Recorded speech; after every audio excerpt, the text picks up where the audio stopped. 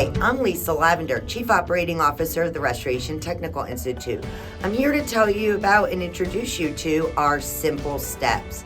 Simple steps are infographic-style lists that help make even the most complicated things simple.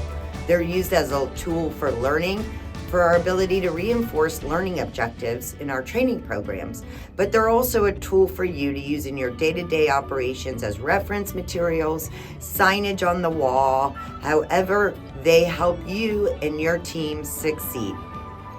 Where do you get and how do you access simple steps? They're included in our live classes in the digital training materials you get upon registration.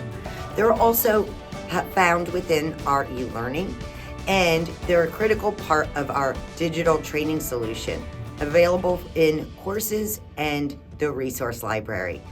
So how do you apply simple steps? Well, it's important to remember there's many complexities in the day-to-day world, so you always have to apply good judgment when utilizing simple steps.